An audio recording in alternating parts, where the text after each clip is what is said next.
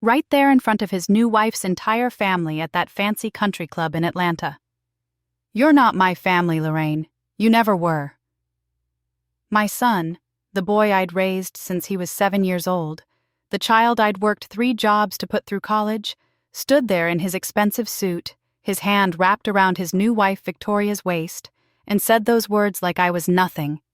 Like every sacrifice I'd made, every sleepless night, every missed meal so he could eat, meant absolutely nothing. I'm 78 years old. I've buried a husband, survived cancer twice, and worked my fingers to the bone for 40 years as a nurse. But nothing, and I mean nothing, prepared me for the way my own son looked at me that day with cold eyes and said I wasn't family. The champagne glass in my hand started to shake. Victoria's mother, Mrs. Bright, Eleanor Whitmore, smiled at me with this pitying look that made my stomach turn. Her father just stared, waiting to see what the poor old black woman would do next. "Darius," I whispered, my voice cracking. "Baby, what are you saying?" "Don't call me that," he snapped. "I'm trying to have a civilized conversation here. Victoria's family has concerns about our situation. And honestly, I'm starting to think they're right. You've been holding me back my whole life." That's when I knew. This wasn't my son talking. Or maybe it was. And I'd just been too blind to see who he'd really become. Either way, something inside me broke that day. And when things break in a woman like me, they don't break quiet. They break sharp. I set down that champagne glass, looked my boy in his eyes one last time, and walked out of that country club with my head held high. But I'll tell you something. By the time I was done, Darius would learn exactly what family means, and exactly what it costs to throw it away. Before we continue, please drop a comment if you've ever experienced something like this. We'd love to hear your story, and subscribe to the channel to help us grow. Now let me take you back to where this all started, because you need to understand what I gave up for that boy. You need to know what he threw away. It was January 2001, and I was 56 years old, working the night shift at Grady Memorial Hospital in Atlanta. My husband Robert had passed 3 years earlier from a heart attack, and I was living alone in our little house in southwest Atlanta, the same house we'd bought back in 1975. The house where we'd raised our daughter Cassandra, who'd grown up and moved to California for her career in tech. I was proud of her, even though I missed her something fierce. I wasn't looking to become a mother again. Those days were behind me, or so I thought. But God had other plans. One of the social workers at the hospital, a young woman named Brenda, came to me during my break one cold night. She looked worried, the way she always did when a case was weighing heavy on her. "Miss Lorraine," she said, "I know this is going to sound crazy, but I need your help."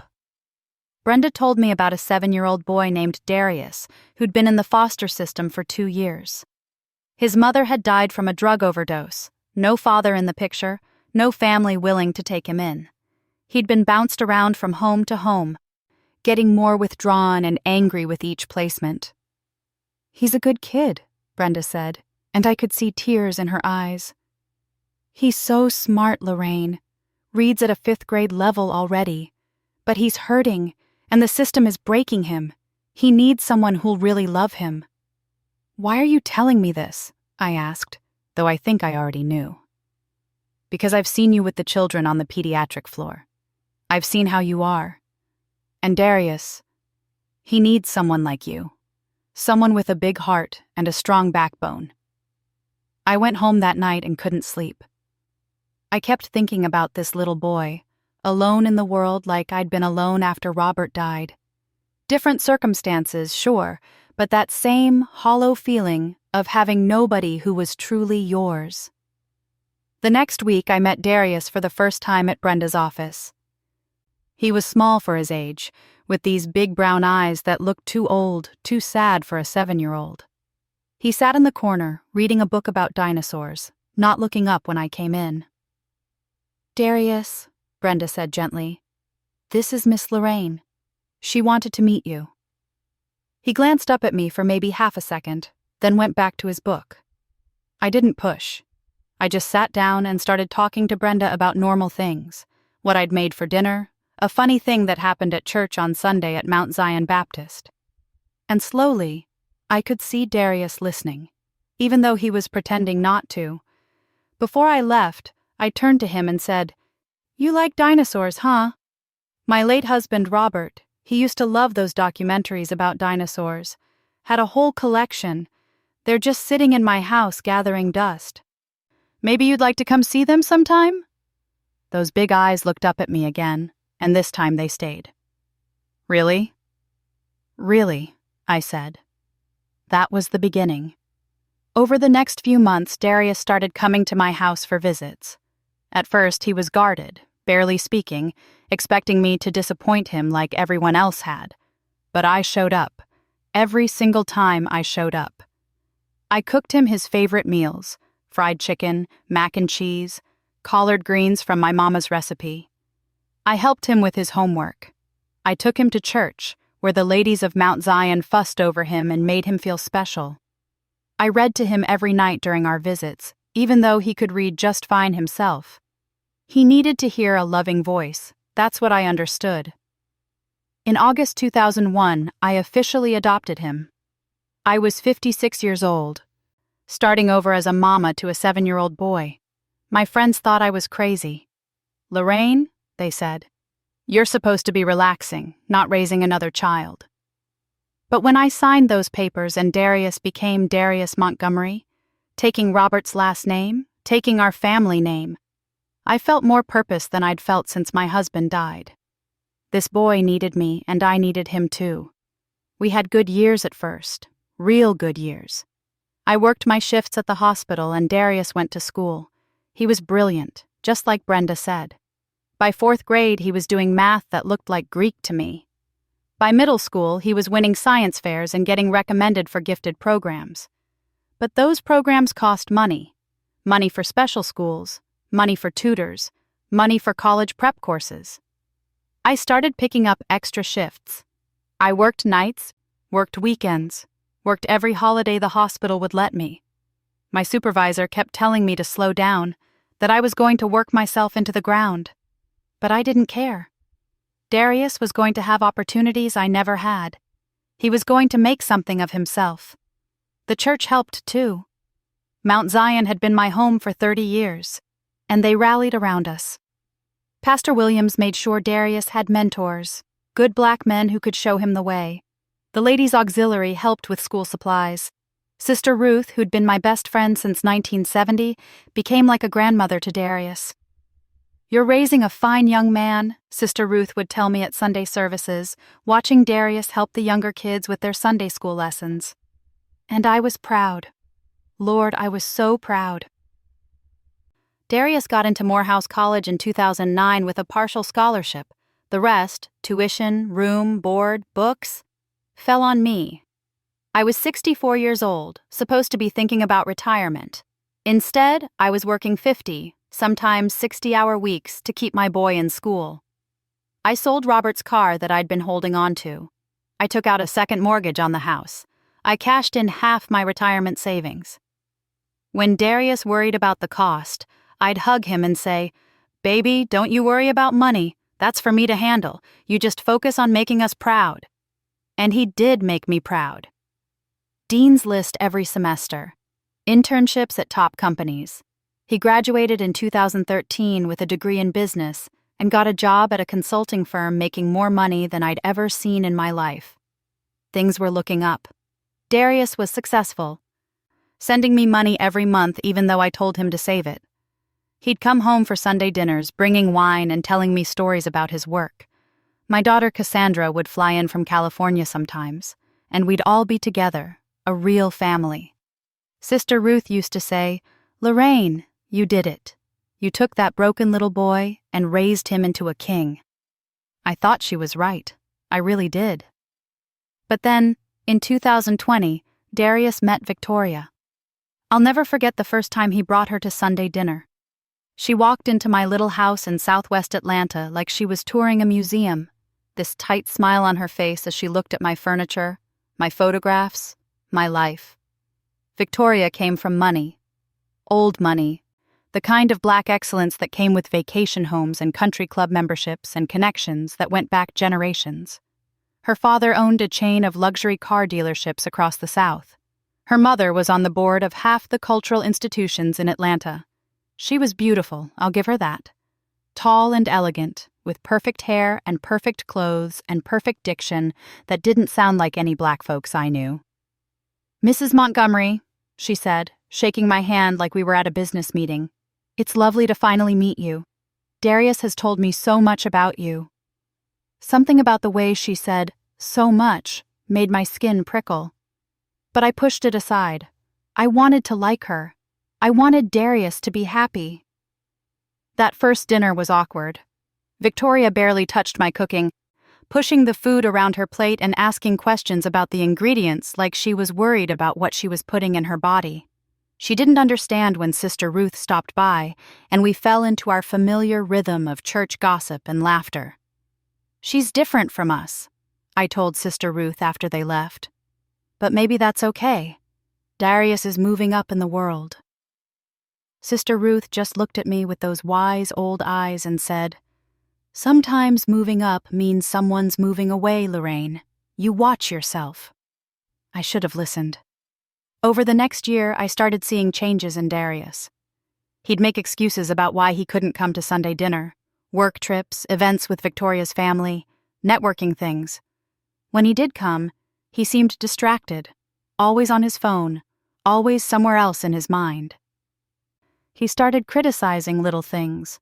"Ma, you really should update this house. It's looking dated." "Ma, do you have to talk so loud at restaurants?" "Ma, maybe you should think about where you shop for clothes. First impressions matter." Each comment was small, a paper cut. But paper cuts add up, and eventually you're bleeding. Victoria never said anything outright rude to me. She was too polished for that. But there were looks, little moments where I could see her judgment, the way she'd wrinkle her nose when she came into my house, the way she'd steer conversations away whenever I talked about Darius's childhood or how far we'd come together. In March 2023, Darius called to tell me he was engaged. He didn't ask me in person, didn't bring Victoria over to share the news properly. Just a phone call, quick and businesslike. "That's wonderful, baby," I said, trying to sound excited even though something felt off. "When's the wedding? We need to start planning." "Actually, Victoria's mother is handling most of it," he said. "You know how these things are. It's complicated." "But I'm your mother," I said. "I should be involved." There was a pause. "Right. Yeah, of course. We'll make sure you're involved." But I wasn't. Not really. The wedding planning happened around me, not with me. Victoria's mother, Eleanor, chose the venue, that fancy country club in Buckhead. She chose the caterer, the flowers, the everything. When I asked if I could help, I was given little tasks that didn't matter.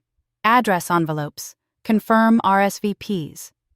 I tried to talk to Darius about it, but he was always busy, always stressed, always saying, "Let's not make this complicated." Ma. The wedding was set for June 2023. As the date got closer, I could feel Darius pulling further away. He stopped calling as much, stopped visiting at all. Sister Ruth saw it too. "That woman's poisoning him against you," she said one Sunday after service. "I've seen it before. People get around money and forget where they came from." "Darius wouldn't do that," I said.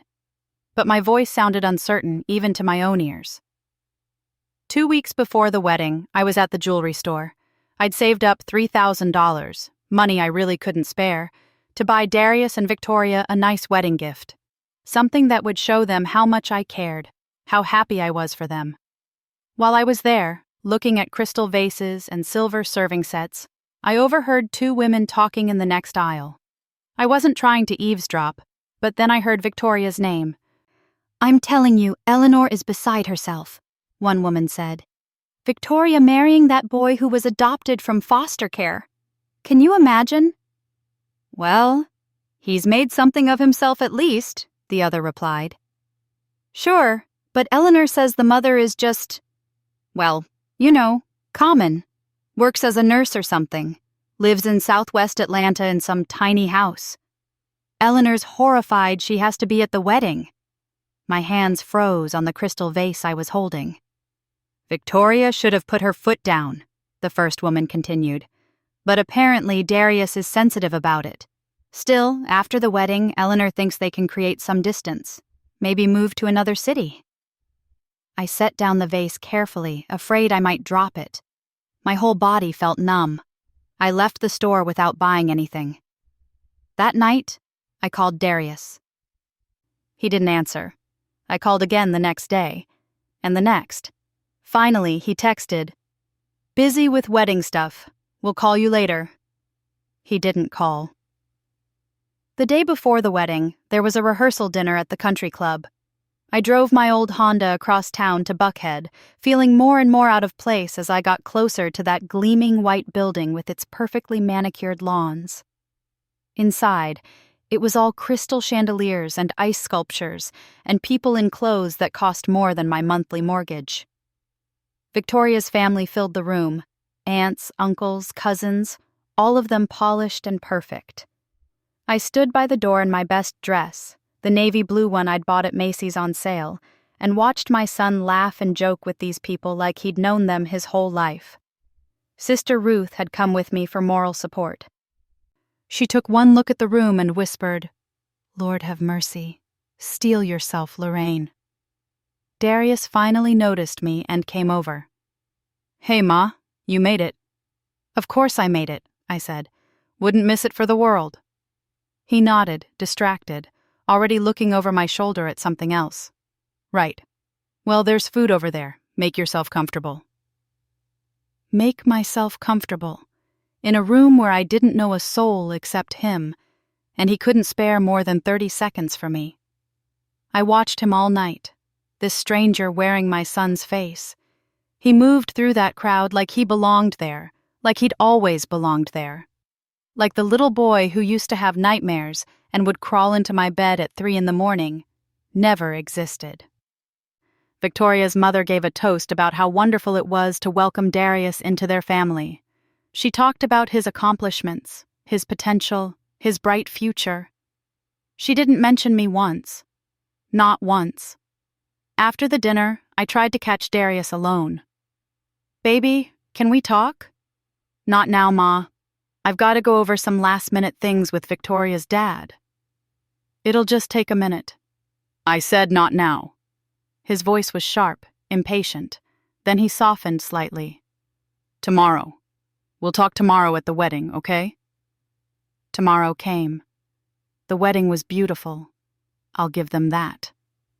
Victoria looked like a princess in her designer gown. Darius looked handsome in his tuxedo.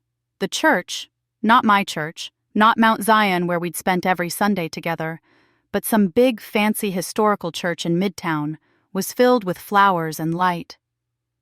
I sat in the front row, where the mother of the groom should sit, but I felt alone. Sister Ruth sat beside me, her hand in mine, both of us out of place in this sea of wealth and refinement. During the ceremony, I cried.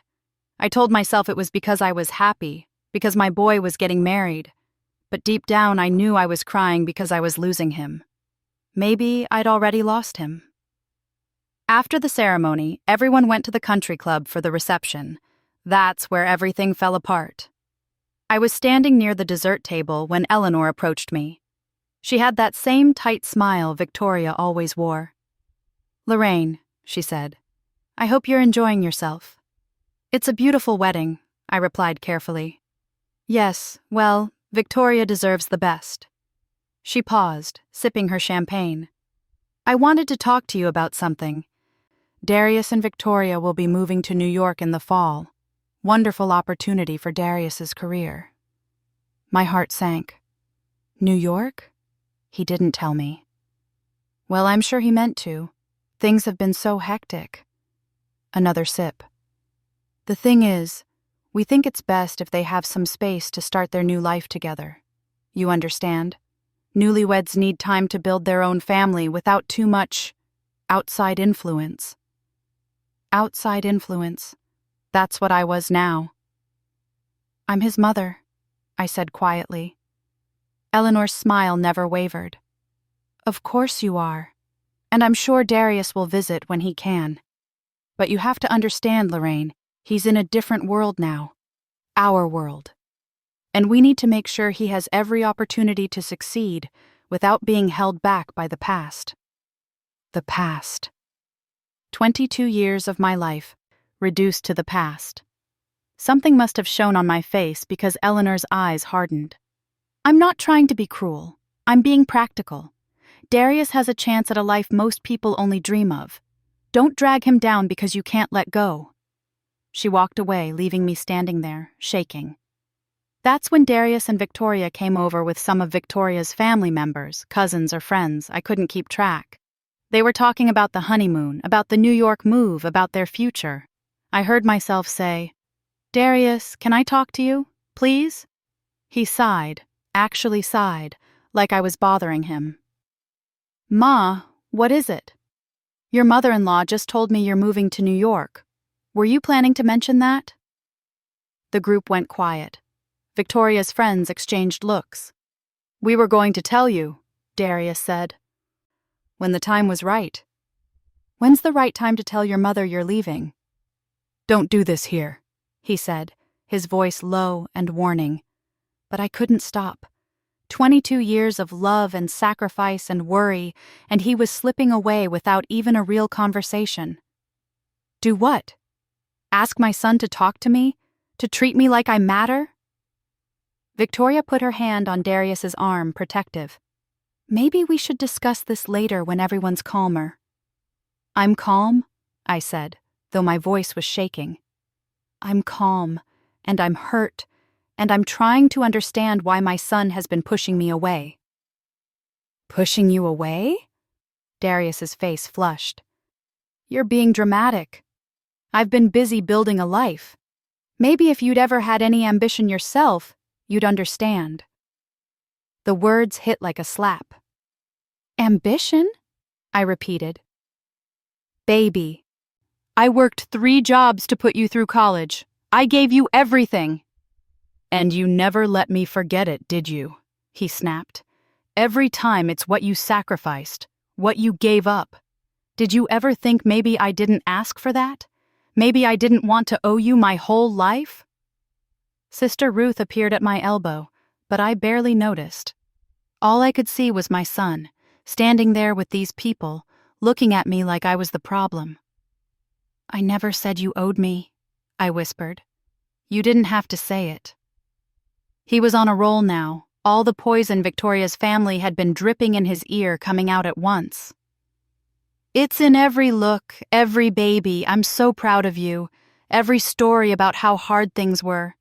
You know what? Maybe things were hard because you made bad choices. Maybe if you'd been smarter with money, or married better, or done something with your life besides being a nurse, you wouldn't have had to struggle." The room had gone silent. Everyone was watching. My voice came out small.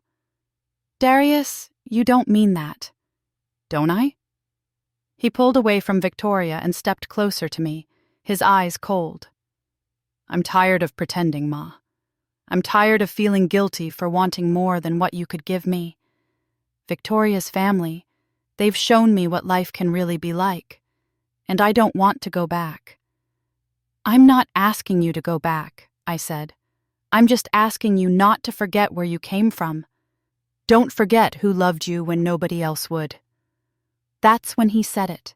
That's when my son looked at me in front of all those people and said the words that would change everything. "You're not my family, Lorraine. You never were." The silence that followed was deafening. "You're just the woman who took me in," he continued, and I could see Victoria's mother watching with satisfaction. "I'm grateful for what you did, but that doesn't make us family. These people," he gestured to Victoria and her relatives, "this is my real family now. People who understand me. People who can actually help me succeed." My legs felt weak. Sister Ruth's arm went around my waist, holding me up. "Darius," I breathed. "I think it's best if you leave," he said. You're making a scene. I looked at my son, this man I'd raised, this child I'd loved, and I didn't recognize him anymore. But here's what he didn't know, what none of them knew. When Robert died in 1998, he left me a life insurance policy, a good one. And over the years, I'd been investing small amounts, being careful, being smart. By 2023, that money had grown to just over $400,000. My retirement, my security, my nest egg. And in my will, every penny of it was set to go to Darius. I'd never told him about it. Wanted it to be a surprise, something that would help him later in life, maybe help with a house or his own children's education. But standing there in that country club, looking at the cold stranger my son had become, I made a decision. I set down my champagne glass, looked Darius in his eyes one last time and said, "You're absolutely right. I'm not your family. Consider yourself free." Then I walked out with my head high and Sister Ruth by my side. In the car, I finally broke down. Sister Ruth held me while I sobbed 22 years of love and heartbreak into her shoulder. "What am I going to do?" I cried. Sister Ruth pulled back and looked at me with steel in her eyes. "You're going to show that boy what family really means, and you're going to make sure he understands exactly what he threw away." The next morning, I called my lawyer. His name was Franklin Hayes, a good man from Mount Zion who'd handled Robert's estate and helped me with my will over the years. I told him everything. The wedding, the words, the betrayal. "I want to change my will," I said. "Every penny I was leaving to Darius, I want it to go somewhere else." "Are you sure?" Franklin asked gently. "This is a big decision, Lorraine. Maybe you should take some time." "I've had all the time I need," I interrupted. "That boy looked me in my eye and told me I wasn't his family. So he doesn't get to benefit from this family's money. Where do you want it to go?" I thought about that 7-year-old boy I'd met 22 years ago. That scared, broken child who just needed someone to love him. I thought about all the other children out there right now, waiting for their own chance. "The Georgia Children's Home," I said. "The orphanage where Darius stayed before I adopted him. I want every cent to go there, to help other kids like he was." Franklin was quiet for a moment. Then he said, "That's a good thing you're doing, Lorraine. A powerful thing." "I'm not doing it to be good," I told him honestly. "I'm doing it because he needs to learn that family isn't something you throw away when you find something better. It's not about money or status or impressing rich people. It's about love and sacrifice and showing up." We drew up the new will that week. $400,000 to the Georgia Children's Home, earmarked for educational programs and scholarships. Not a penny to Darius. But I didn't tell him, not yet. Let him think he'd won. Let him enjoy his new life with his new family. Let him believe he could erase 22 years with a few cruel words. Because eventually, he'd find out. And when he did, he'd understand exactly what his words had cost him. Not just money, but the knowledge that someone had loved him enough to sacrifice everything. And that he'd thrown it all away. I went home that night and looked at the photos on my mantel. Darius at his elementary school graduation, gap-toothed smile bright as sunshine. Darius at his high school prom, handsome in his first tuxedo that I'd saved for 3 months to rent. Darius at Morehouse, graduating with honors, hugging me tight and whispering, "Thank you, Ma, for everything." When did that boy disappear? Or had he ever really existed at all? Sister Ruth found me there, staring at those pictures in the dark. "You did the right thing," she said. "Then why does it hurt so much?" "Because love doesn't stop just because it's not returned. That's what makes it love." She sat beside me. "But that doesn't mean you have to let yourself be destroyed by it. You gave that boy every chance. What he does with it now is on him."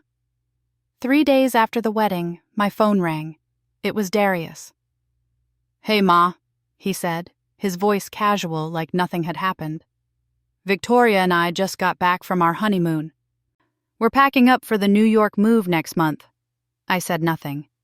Ma, you there? I'm here. Look, about what I said at the wedding, maybe I came on a little strong. Victoria says I should apologize. Victoria says, not I'm sorry. Not I was wrong. Is that what you're doing? I asked. Apologizing because your wife told you to? Come on, don't be like that. I'm trying here. Are you? Because from where I'm sitting, you're reading a script someone else wrote. He sighed, frustrated. What do you want from me, Ma? What did I want? I wanted my son back. I wanted the little boy who'd held my hand in church and cried during sad movies and told me he loved me every single night before bed. But that boy was gone. Maybe he'd been gone for years and I'd just been too stubborn to see it. I don't want anything from you, Darius, I said quietly. You made it clear at your wedding that we're not family, so let's just leave it at that. You're really going to hold that over my head? I was stressed, okay? Wedding nerves. 22 years, reduced to wedding nerves. You meant what you said, I told him. I could see it in your eyes. You've been feeling this way for a while, probably since you met Victoria. You're embarrassed by me, by where you came from, by the fact that you weren't born into money and privilege like your new wife. That's not... Yes, it is. And that's okay. You get to choose your life, Darius. You get to choose who you want to be. But so do I. And I choose not to be where I'm not wanted. So that's it? You're just going to cut me off? The irony of that question almost made me laugh. You cut me off first, baby. I'm just accepting it. I hung up before he could respond. Over the next few weeks, he tried calling a few more times, left voicemails that started apologetic and ended frustrated, sent texts saying I was being unreasonable, that I was ruining his fresh start, that I was making everything about me. I didn't respond. My daughter Cassandra called from California, furious. Darius had apparently reached out to her, trying to get her to intervene. Mama, what happened? Cassandra demanded. Darius is saying you're holding a grudge over nothing. I told her everything. The wedding, the words, the years of pulling away. When I finished, Cassandra was quiet for a long moment. I'm going to kill him, she finally said. Don't. He's not worth it. Mama, you sacrificed everything for that boy. And this is how he repays you? I didn't do it for repayment, I said. I did it because I loved him. But love can't be one-sided forever, baby. Eventually, it breaks you. What are you going to do? I thought about the new will sitting in Franklin Hayes's office. I'm going to live my life, and I'm going to let him live his. But God has a way of bringing things full circle. And 6 months later, everything changed. It was December 2023, cold and rainy in Atlanta. I was at Mount Zion for Wednesday night Bible study when my phone rang. A number I didn't recognize. I almost didn't answer. But something made me pick up. Is this Lorraine Montgomery? A woman's voice asked. Yes. This is Rebecca Chen from Atlanta Memorial Hospital. I'm a social worker here. I'm calling about Darius Montgomery. He listed you as his emergency contact. My heart stopped. What happened? Is he okay? He's stable now, but he was in a car accident this evening. He's asking for you. I sat there in that church pew, phone in my shaking hand, and felt Sister Ruth's eyes on me. After everything he'd said, everything he'd done, Darius was hurt and asking for me, because in the end, when everything falls apart, we always come back to the people who really loved us. The question was, would I answer that call? Sister Ruth drove me to the hospital. My hands were shaking too badly to drive myself. You don't have to do this, she said as we pulled into the parking lot. After what he said to you, you don't owe him a thing. I know, I whispered, but if something happens to him and I wasn't there, I couldn't live with that. Because that's what mothers do. Even when our children break our hearts, even when they reject us and humiliate us and throw our love back in our faces, we still show up. That's the curse and the blessing of being a mother. The hospital smell hit me as soon as we walked in, antiseptic and fear and suffering. I'd spent 40 years working in hospitals, but it felt different when it was your own child in one of those beds. The social worker, Rebecca, met us in the emergency room waiting area. She was young, maybe 30, with kind eyes that reminded me of Brenda, the social worker who'd first told me about Darius all those years ago. "Mrs. Montgomery, thank you for coming. Darius is in room 347. He has a concussion, broken ribs, and a fractured arm, but he's going to be okay." "What happened?" Rebecca hesitated. "The police report says he was driving in the rain, lost control of the car. No other vehicles involved." She paused. "Mrs. Montgomery, there was alcohol in his system. Not enough to be legally drunk, but enough that combined with the weather conditions." My stomach dropped.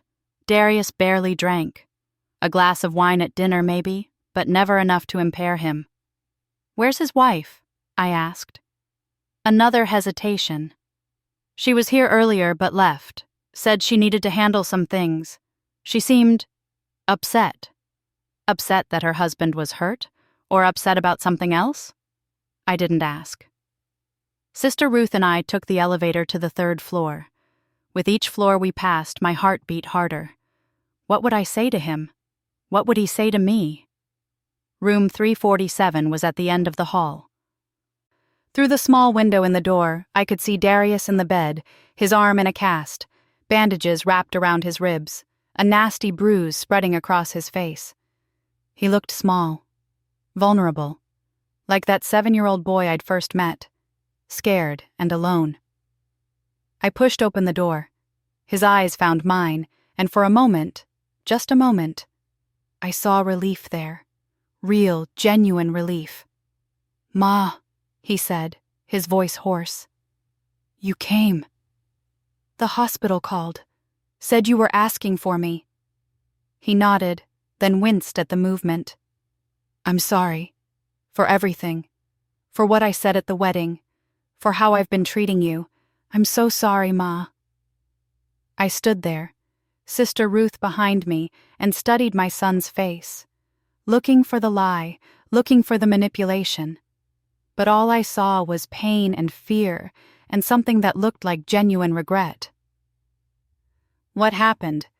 Darius?" "I don't know. I was driving home from work, it was raining, and the next thing I knew I was waking up in the ambulance." He swallowed hard.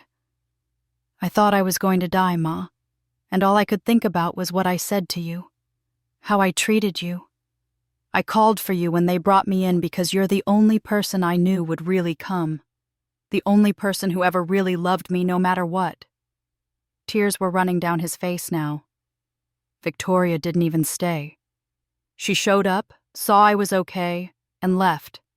Said she needed to call her parents. That was 3 hours ago. Something wasn't right here.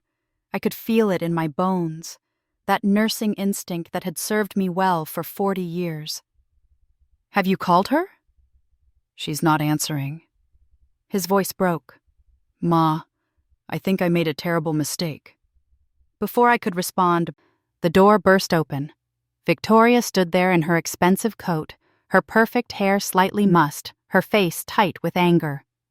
"What is she doing here?" Victoria demanded, pointing at me like I was an intruder. "The hospital called her," Darius said weakly. "She's my emergency contact." She was your emergency contact. I'm your wife now. I should be your emergency contact." Victoria turned to me. "You need to leave." Sister Ruth stepped forward. "Now wait just a minute." "This is between family," Victoria snapped. "I am his family," I said quietly, "whether you like it or not." "You're nobody," Victoria said, and her voice was pure venom. "You're the woman who took him in, that's all. You don't get to come here and confuse him when he's vulnerable." "Confuse him? Victoria, what are you talking about?" She laughed, sharp and bitter. "Did he tell you why he crashed? Did he tell you what happened before he got in that car?" Darius's face had gone pale. "Victoria, Don't what? Don't tell her the truth? That we had a massive fight because you lost your job 2 weeks ago and didn't tell me? That you've been lying about going to work every day while you're actually sitting in coffee shops sending out resumes? That the great Darius Montgomery, my parents' perfect son-in-law, is actually a fraud? The room went silent. You lost your job? I asked softly. Darius wouldn't look at me. The company had layoffs. I was going to tell everyone I needed time to find something else first. Time? Victoria's voice was shrill now. We have a mortgage on a penthouse apartment in New York. We have car payments, credit cards, a lifestyle to maintain. My parents are already judging every move we make, and now I have to tell them you're unemployed? I'll find something else, Darius said. I have interviews lined up. You've had interviews lined up for 2 weeks. Nothing's panning out because you don't have the connections you need. My father could make a call, but not if he knows you got fired. I wasn't fired. It was a layoff. Same difference to my family. Victoria ran her hands through her hair, her perfect composure cracking. Do you know what they'll say? That I married beneath me. That they were right to be concerned. That you were only ever after our money. And there it was, the real concern. Not that her husband had lost his job, not that he'd been in an accident, but what her family would think. I'd seen enough. Victoria, I think you should leave. She whirled on me. Excuse me? Your husband is lying in a hospital bed, hurt and scared, and all you can talk about is your family's opinion and your lifestyle. He doesn't need that right now. How dare you tell me how to treat my husband? I dare because I actually love him, I said, and my voice was steel. Not his job, not his potential, not what he can do for my family's image. Him, the actual person. And right now, that person needs support, not your judgment. Victoria's face twisted. You know what? Fine. You deal with him. I'm going to my parents' house. Maybe when you're ready to be an adult, Darius, and face your responsibilities, you can call me. She stormed out, leaving the hospital room door swinging behind her. Sister Ruth let out a low whistle. Well, that was something. Darius was crying now, full-on sobbing like a child. She's right, Ma, I'm a failure. I lost my job, I've been lying to everyone, and now I've wrecked my car and probably have thousands in medical bills I can't pay. I ruined everything. I moved to his bedside and took his good hand in mine. Instinct, muscle memory from 22 years of being his mother. Baby, everybody loses jobs. That doesn't make you a failure. But her family expected you to be perfect. Nobody's perfect, Darius, and any family worth being part of knows that. He looked up at me with those same big brown eyes from when he was 7. I said such terrible things to you. Why did you even come? Because I'm your mother. That doesn't stop just because you hurt me. I don't deserve you. No, I said honestly. Right now you don't. But love isn't about deserving. If it was, none of us would have it. Sister Ruth cleared her throat. I'm going to get some coffee. Give you two some time. After she left, Darius and I sat in silence for a while. Finally, he said, I got lost, Ma. Victoria's family, the money, the lifestyle. It was everything I thought I wanted, everything I thought would make me somebody. You were already somebody. I was a foster kid who got lucky. That's what Victoria's mother says. That I got lucky you took me in, lucky I was smart enough for college, lucky I landed a good job, but luck runs out. Eleanor said that to you? He nodded. She says it all the time. She and Victoria's father, they've been testing me, I guess. Making sure I know my place. Making sure I understand that I married up and I need to prove I'm worthy of it. My heart broke all over again. And you believed them? I don't know what I believe anymore. He squeezed my hand. I threw away the one person who loved me unconditionally because I thought I needed to impress people who'll never really accept me anyway. How stupid is that? Pretty stupid, I said gently. But we all make mistakes when we're trying to figure out who we are. Can you forgive me? For what I said? For how I treated you? I looked at my son, broken and humbled in that hospital bed, and I felt something shift in my chest. Forgiveness isn't easy. Forgiveness doesn't erase the hurt. But holding on to anger would only poison me, not him. I can forgive you, I said. But things can't go back to how they were. Darius, you can't treat people like they're disposable and expect them to just forget it happened. I know. I'll do better. I promise, Ma. I'll do better.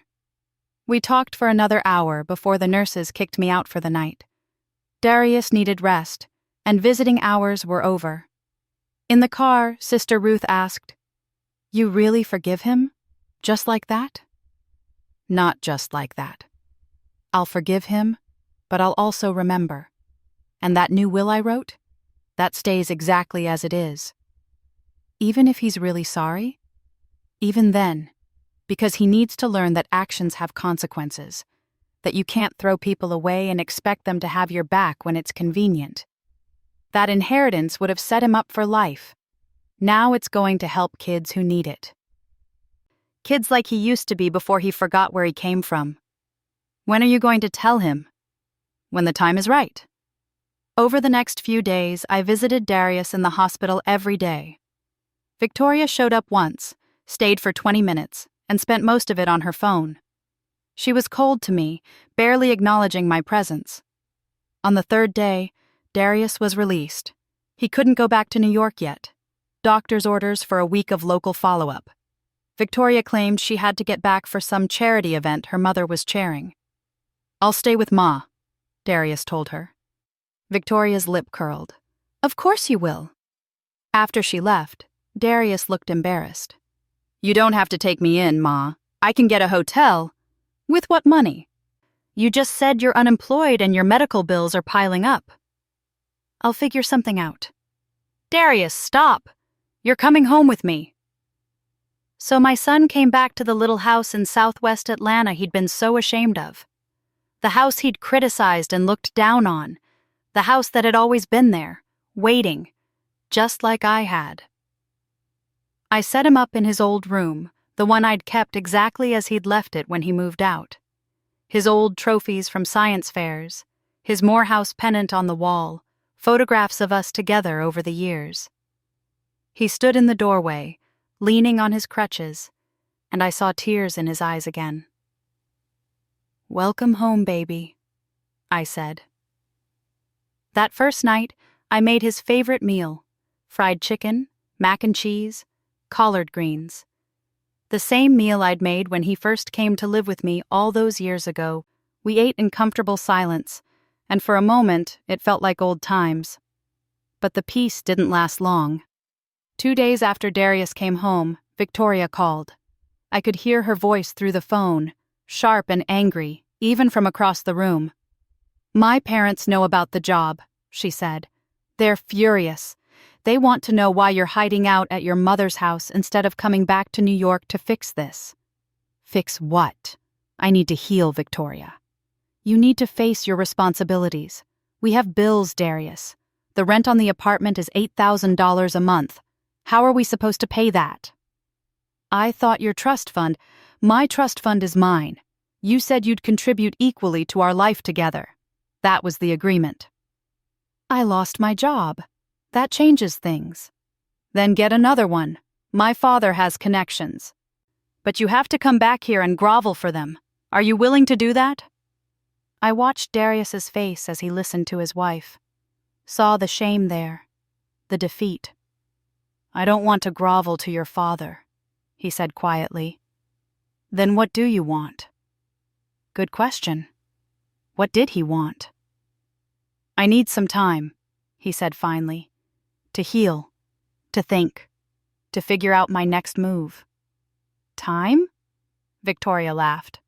"We don't have time. I don't have time. I have a life here, Darius. A life that requires a certain level of income and status. If you can't provide that, then what? You'll leave me?"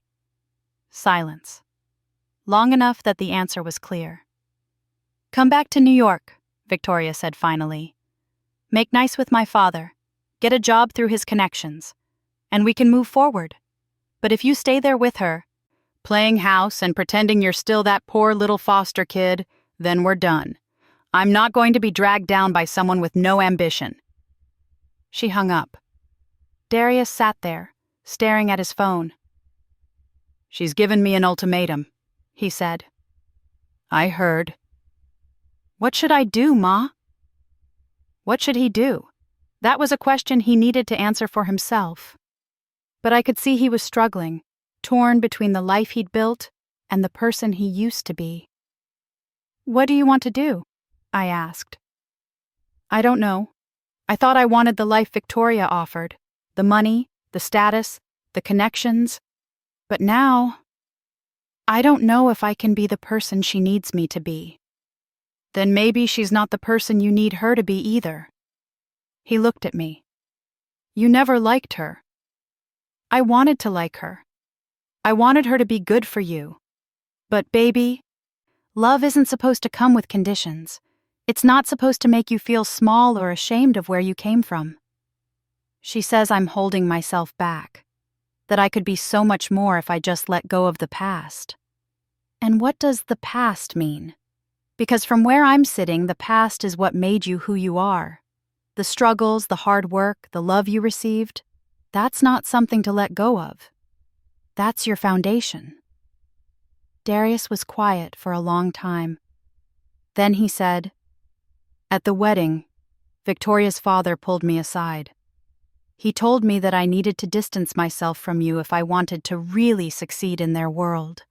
He said you were a liability, too common, too much of a reminder of where I came from. Fire shot through my veins. And you listened to him. I'm so ashamed, Ma. I was so desperate to fit in, to be accepted, that I threw you away like you meant nothing. The woman who saved my life, who gave me everything. I didn't give you everything so you'd owe me, I said. I gave you everything because I loved you. There's a difference. I know. And I threw it back in your face. We sat there, mother and son, the weight of betrayal and forgiveness hanging between us. The next Sunday, I took Darius to Mount Zion for service. He hadn't been to church in years, not since he'd started dating Victoria. Said he was too busy, or that Victoria preferred their modern, non-denominational place in Midtown.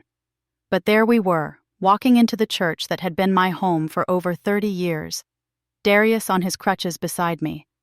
The congregation surrounded us like a warm embrace. Pastor Williams, Sister Ruth. All the ladies who'd watched Darius grow up, they welcomed him back like the prodigal son. During the service, Pastor Williams preached about forgiveness and redemption, about how God takes our broken pieces and makes us whole again, about how we sometimes have to lose everything to find what really matters. I saw Darius crying, real tears, the kind that come from somewhere deep and broken inside. After church, over coffee and Sister Ruth's famous pound cake in the fellowship hall, Darius told me he'd made a decision. I'm not going back to New York, he said. Not to live with Victoria, anyway. I need to figure out who I am without her family's money and expectations. I need to rebuild myself. What about your marriage? I don't know. Maybe it's over. Maybe it never really started.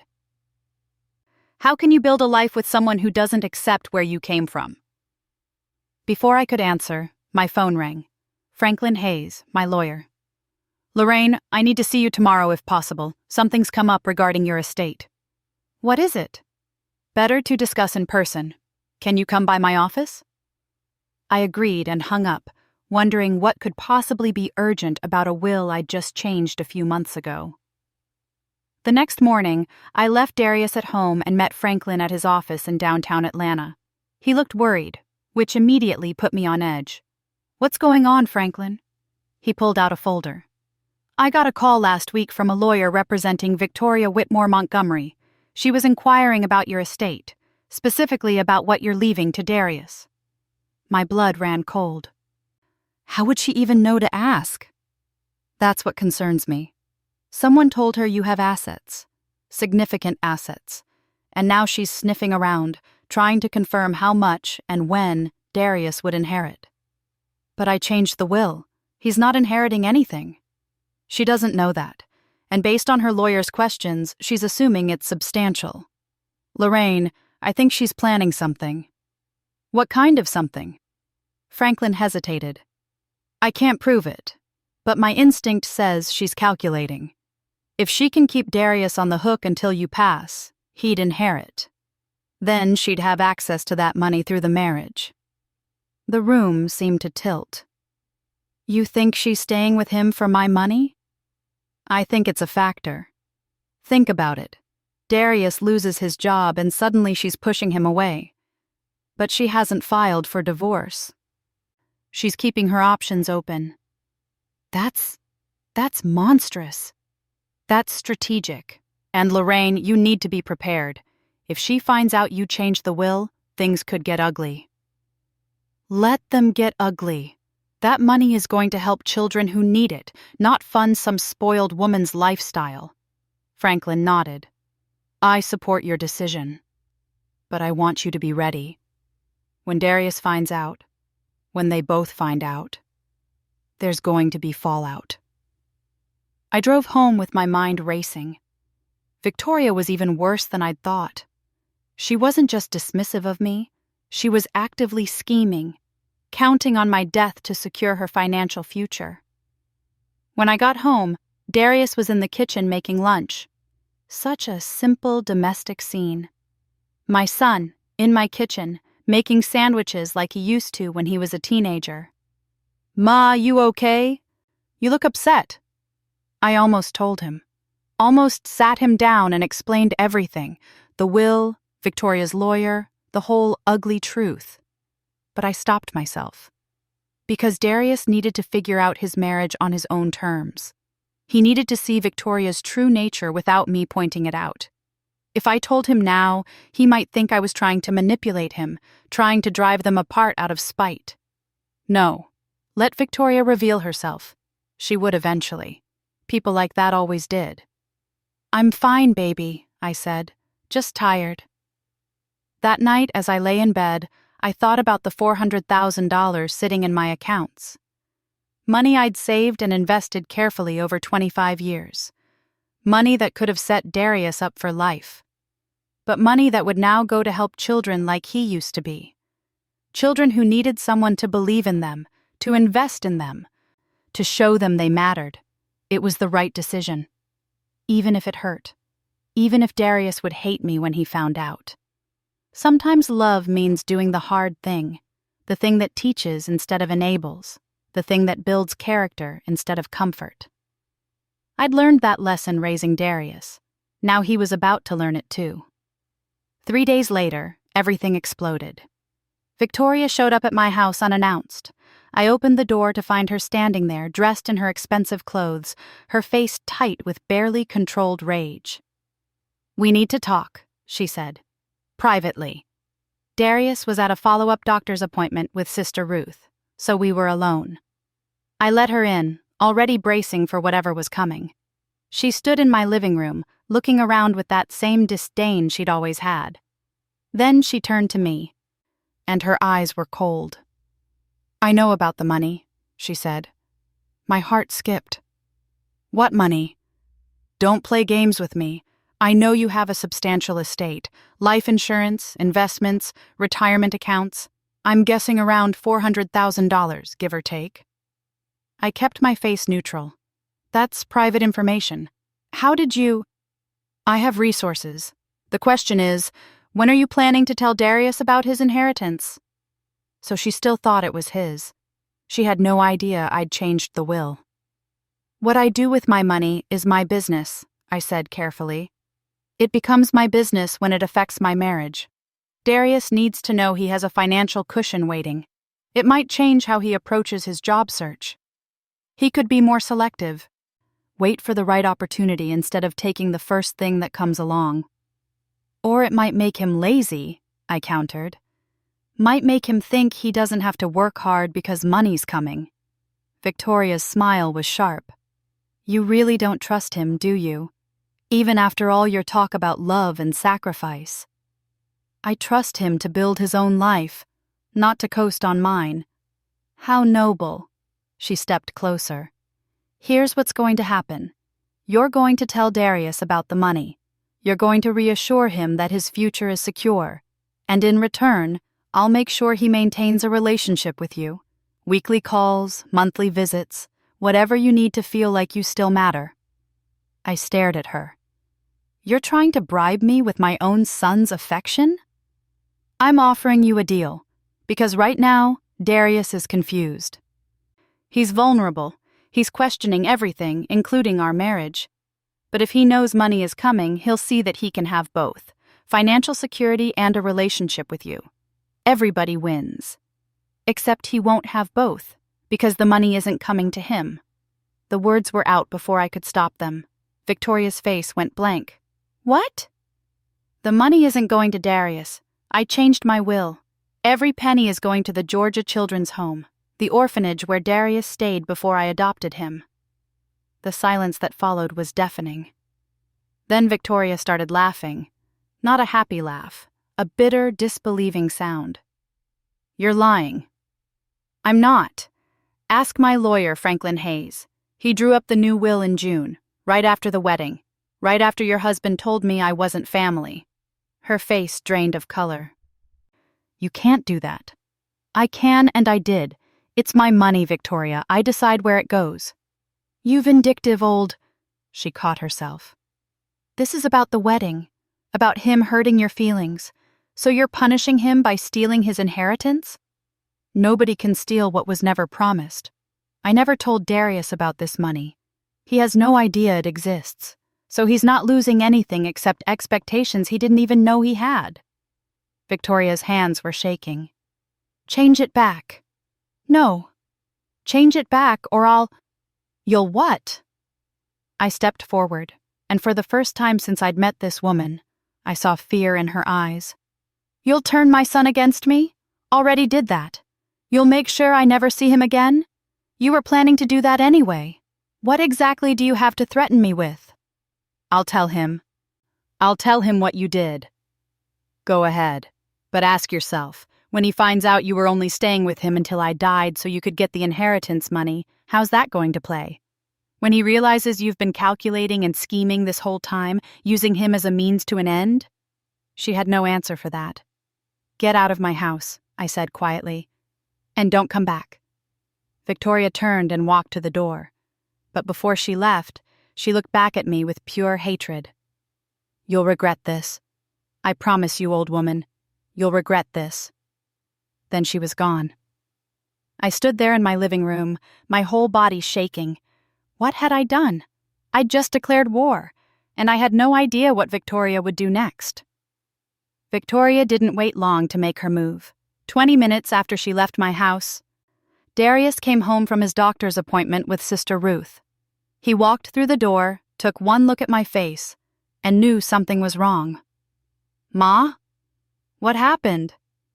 Before I could answer, his phone rang. Victoria. He answered, and I watched his face change as he listened. Confusion, then shock, then something that looked like betrayal. Is that true? He asked, looking at me. Did you really cut me out of your will? My stomach sank. Of course she'd called him immediately. Of course she'd spin it her way. Darius, let me explain. Did you or didn't you? His voice was rising. Victoria says you changed your will after the wedding, that you're leaving everything to some orphanage instead of to me. I did change my will, yes, but nothing. He was shouting now, something he'd never done at me before. You've been sitting on hundreds of thousands of dollars and planning to give it away out of spite? Because I hurt your feelings at my wedding? It's not spite, baby. If you'd just listen to what? More lectures about family and sacrifice? You know what this is, Ma? This is manipulation. You're trying to control me by dangling money over my head. Do what Lorraine wants, or you get nothing. Sister Ruth stepped forward. Now, Darius, that's not fair. Stay out of this. He turned back to me, his eyes blazing. My whole life, You've held everything you did for me over my head. Every sacrifice, every struggle, you made sure I knew about it, made sure I felt guilty for existing. And now this? You're literally putting a price tag on your love." Each word was a knife, but underneath his anger, I could hear Victoria's voice. These weren't all his words. This was her poison, working through him. "That money was never promised to you," I said, trying to stay calm. "You had no idea it existed until Victoria went snooping. So how can you be angry about losing something you never knew you had?" "Because I'm your son, or at least I thought I was. But apparently that doesn't mean anything to you." "You're the one who said I wasn't family, Darius. You said those words to me in front of everyone. You're the one who threw me away when you found something better." "So this is payback? An eye for an eye? That's real Christian of you, Ma." "This is about teaching you a lesson," my voice broke. "About showing you that family isn't something you use when it's convenient. That love isn't transactional. That you can't treat people like garbage and still expect them to take care of you. By giving away my inheritance? It was never yours. It's mine. I earned it, I saved it, and I get to decide where it goes. And I decided it should help children who actually need it. Children like you used to be, before you forgot what it was like to have nothing." Darius stared at me, chest heaving. Then he said the words I'd been dreading. "Victoria was right about you. She said you were manipulative and controlling, and I defended you, but she was right." He grabbed his crutches and headed for the door. "Where are you going?" I called after him. "Back to my wife. Back to people who actually want me around instead of using me to make a point." The door slammed behind him. I stood there, shaking, as Sister Ruth put her arms around me. "Let him go," she said softly. "He needs to see for himself. What if he doesn't? What if Victoria's won?" "Then you did what you could, but I don't think she has. That boy's hurting and confused, but he's not stupid. He'll figure it out." But as the days passed, I wasn't so sure. Darius went back to New York with Victoria. He didn't call, didn't text. It was like he'd cut me out of his life completely. My daughter Cassandra called from California, furious when she heard what happened. "Mama, I'm coming home," she said. "I'm going to knock some sense into that boy." "Don't," I told her. "He made his choice. I can't force him to love me." "But you were going to leave him all that money. You sacrificed everything for him. How can he just throw you away again?" "The same way he did the first time.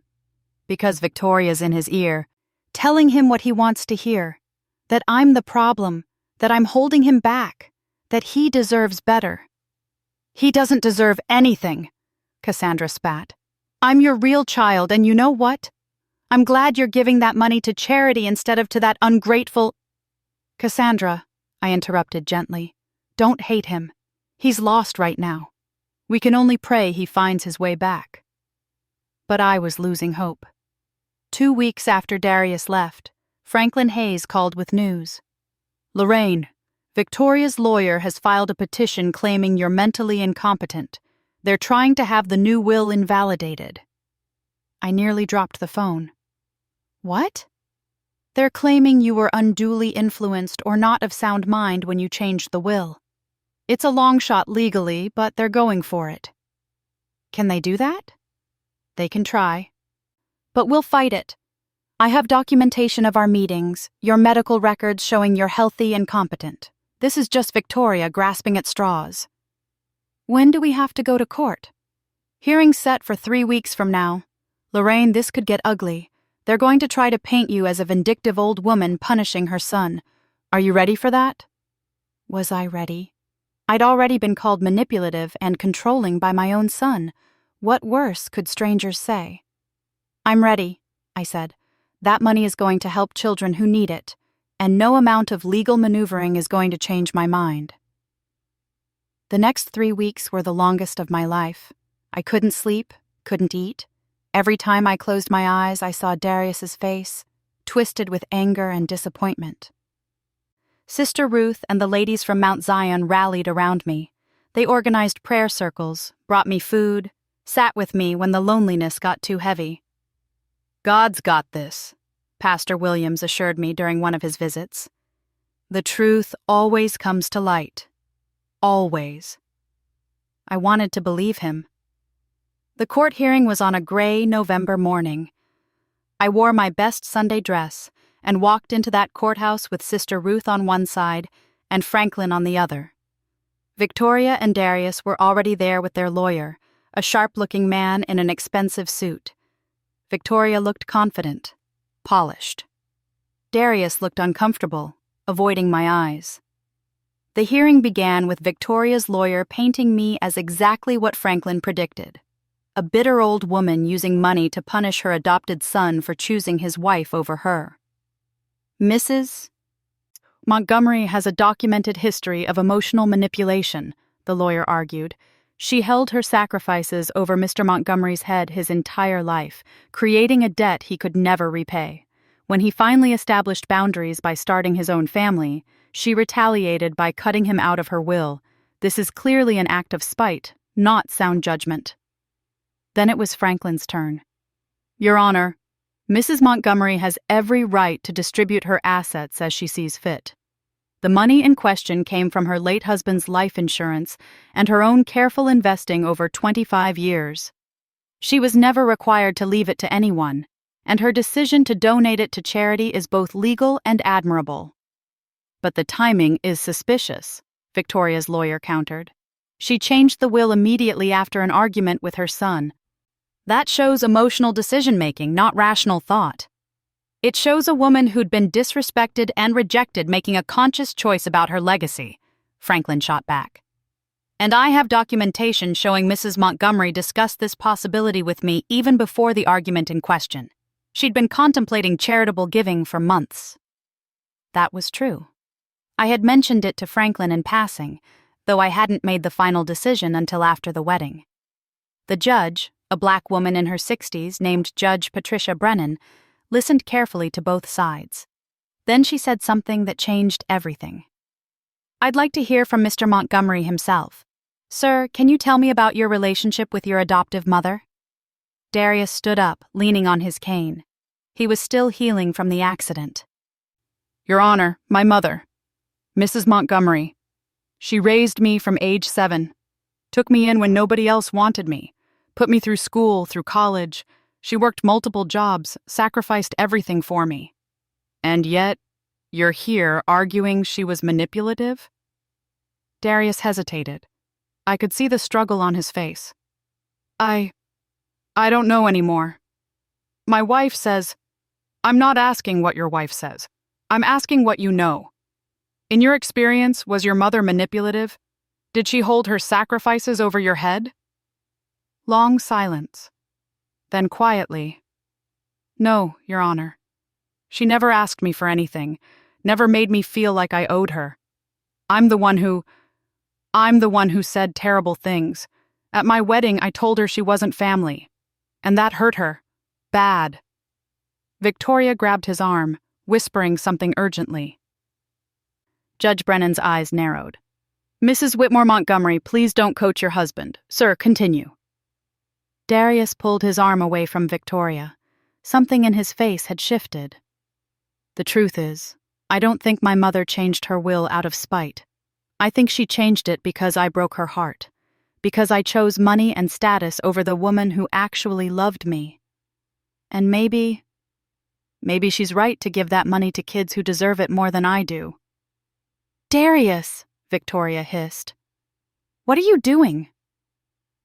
But he wasn't listening to her anymore. He was looking at me for the first time since we'd entered the courtroom. "I'm sorry, Ma," he said, tears streaming down his face. "I'm so sorry. You were right about everything. About Victoria, about her family, about me losing myself. I don't deserve your forgiveness, and I definitely don't deserve your money." Judge Brennan sat back. "Well, this is unusual." She looked at Victoria's lawyer.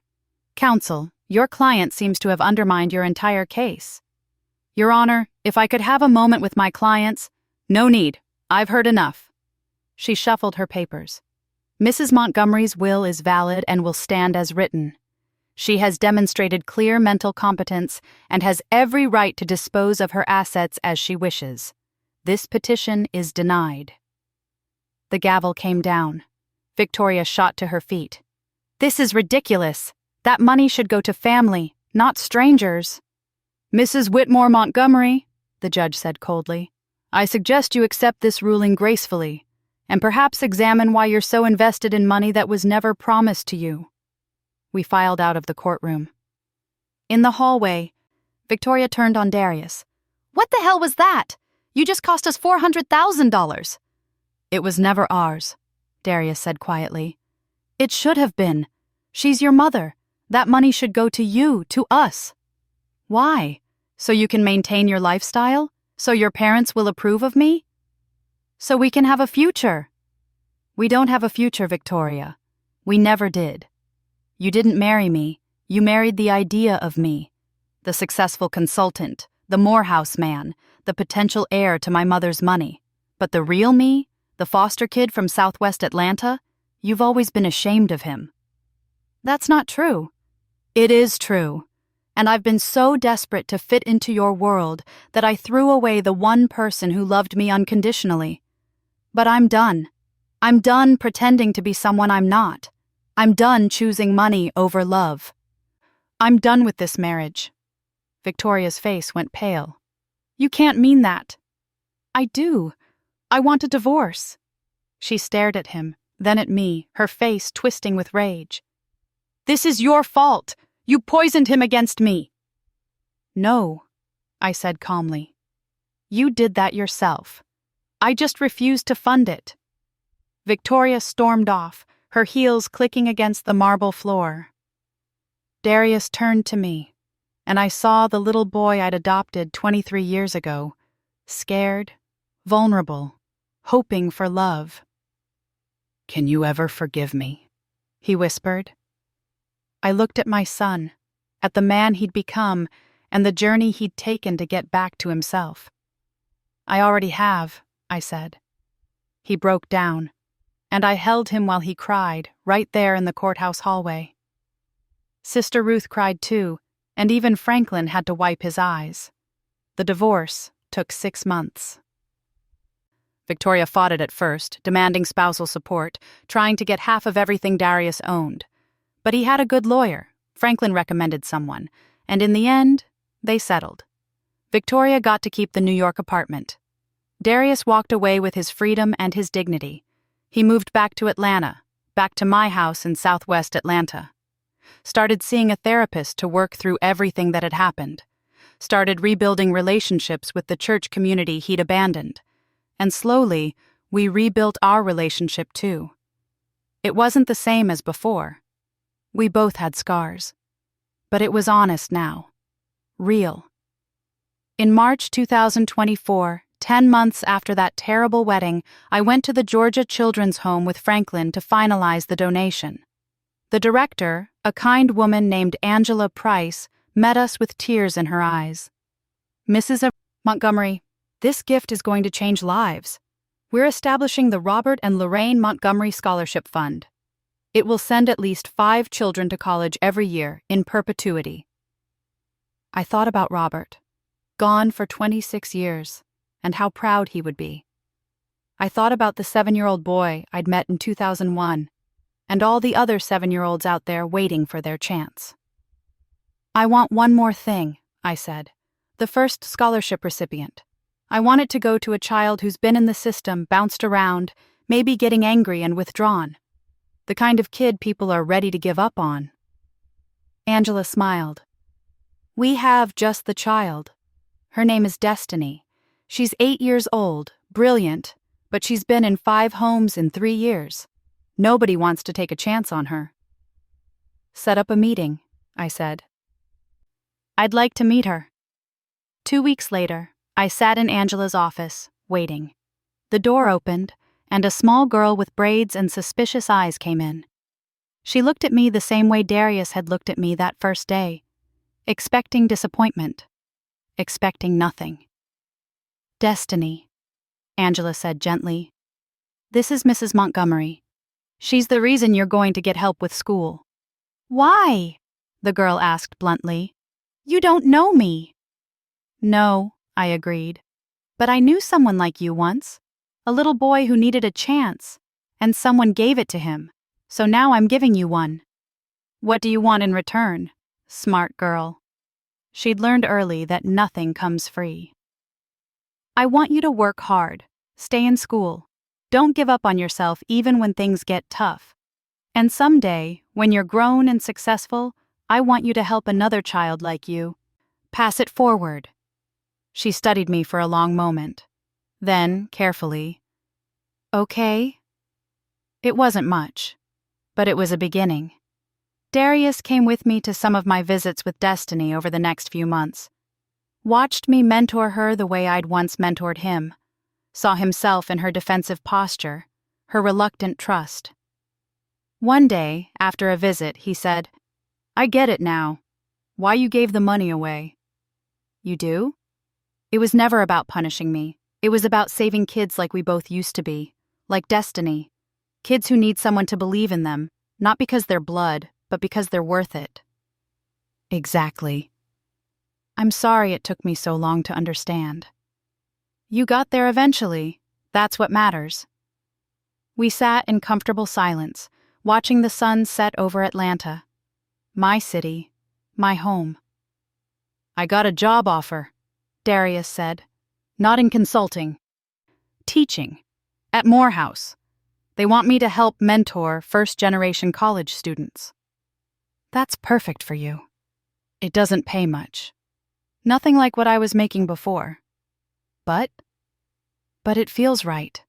Like I'm finally using my experience for something that matters. I squeezed his hand. Your daddy would be proud. I'm proud. Even after everything I did? Especially after everything you did. You lost your way, but you found it again. That takes courage. 3 months later, Darius moved into his own apartment in Southwest Atlanta, not far from my house. Nothing fancy, just a simple one-bedroom. But it was his, earned with honest work he believed in. He came over for Sunday dinner every week, sometimes brought his students with him, young men who reminded me of him at that age, bright and ambitious, but still figuring out who they were. The church community welcomed him back fully. Pastor Williams asked him to teach a Sunday school class about redemption and second chances. And slowly, my son came back to himself. The real Darius. Not the one trying to impress Victoria's family or climb some social ladder, just the man he was always meant to be. One Sunday in June 2024, exactly a year after that disastrous wedding, we were sitting on my porch drinking sweet tea when Darius said, I never asked. Why did you forgive me? After everything I said, everything I did, why? I thought about that question, about love and family and what it all meant. Because that's what mothers do, I said simply.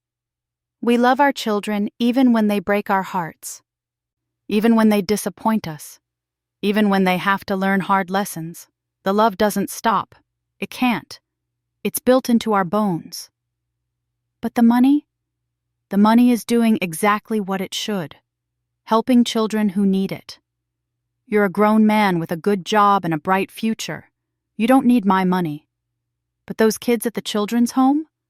They need every chance they can get. I could have used it to pay off my debts from the divorce. And you would have learned nothing. Sometimes the best gift we can give our children is letting them struggle, letting them earn their own way, building their own character instead of coasting on ours. Darius nodded slowly. I'm going to be okay, Ma. Without the inheritance. I'm going to build a good life through my own work. I know you will, baby. I always knew you would. We sat there as the sun set, mother and son, our relationship scarred but stronger for what we'd been through. That night, I updated my will one final time. Not to give Darius the money back. That was still going to the scholarship fund. But I added a provision. When I died, Darius would inherit my house. The little house in Southwest Atlanta where we'd built our life together. Where he'd grown from a scared 7-year-old into a good man. where he'd lost himself and found himself again. Not because he deserved it, not as a reward, but because some things aren't about money or merit. Some things are about love. And this house, our home, that was pure love. Franklin drew up the papers, and I signed them with a light heart. 2 weeks later, Destiny's foster family decided to adopt her. Angela called to tell me, her voice full of joy. "She's been asking about you," Angela said. "Wants to know if you'll still visit even though she's getting adopted." "Of course I will," I said. "Tell her family matters, but so does community. She's stuck with me now." That's what I'd learned through all of this. Family isn't just blood. It's not just legal papers or last names. It's the people who show up, who love you through the hard times, who tell you the truth even when it hurts. Darius was my family. Sister Ruth was my family. My church was my family. Cassandra, calling from California every week, was my family. And now Destiny was part of my family too. Victoria sent one final text message in August, after the divorce was finalized. "I'm sure you're happy now. You got what you wanted." I didn't respond. Because she still didn't understand. I didn't want revenge. I didn't want to punish Darius or ruin his marriage or prove I was right. I wanted my son to know his worth. To understand that love isn't about money or status or impressing the right people. To learn that you can lose everything and still rebuild if you hold on to what really matters. And he'd learned it. The hard way, maybe. But he'd learned it. On my 79th birthday in September, Darius threw me a party at Mount Zion. The whole church came, plus his students from Morehouse, plus Destiny and her new family. Sister Ruth made her famous pound cake. Pastor Williams said grace. Cassandra flew in from California and cried happy tears while hugging me, and Darius stood up to give a toast. "A year ago," he said, "I was lost. I'd thrown away the most important relationship in my life for money and status and approval from people who never really accepted me. I said terrible things to the woman who saved my life, and she had every right to walk away and never look back." The room was silent. But she didn't. She showed me what real love looks like. Not love that enables or excuses. Love that holds you accountable. Love that teaches you even when the lessons hurt. Love that says, "I forgive you," even when forgiveness isn't easy. His voice broke. "Ma, you taught me everything that matters. Not just how to read or do math or get into college. You taught me about dignity and sacrifice and resilience. And when I forgot those lessons, you taught them again. Thank you. For everything. I love you." I couldn't speak. Could only hug my son while the church family clapped and cried and celebrated. That night, lying in bed in my little house, I thought about the journey we'd been on, the pain and the betrayal and the long road back. And I realized something. I'd gotten exactly what I wanted when I changed that will. Not revenge, not punishment, but justice. The kind that heals instead of destroys. The kind that teaches instead of condemns. Darius had learned who he really was, what really mattered. And in learning that, he'd become the man I always knew he could be. The $400,000 was helping children who needed it. My relationship with my son was stronger than ever, and I could face my final years with peace, knowing I'd done right by everyone, including myself. Because that was the final lesson, the one I'd had to learn too. You can love your children with everything you have, but you can't let that love destroy you. You can't sacrifice your dignity, your peace, your very self on the altar of their approval. Sometimes love means setting boundaries, saying no, letting them face consequences. And sometimes the kindest thing you can do is refuse to enable their worst choices. I'd done that. And we'd both survived, both grown, both learned what family really means. As I drifted off to sleep, I heard Robert's voice in my memory from all those years ago. You got a big heart, Lorraine. Don't ever let anyone make you ashamed of that. I wasn't ashamed. Not anymore. I'd loved hard, lost hard, and come out the other side with my dignity intact and my family restored. That was enough. More than enough. It was everything. Thanks for listening. Don't forget to subscribe and feel free to share your story in the comments. Your voice matters.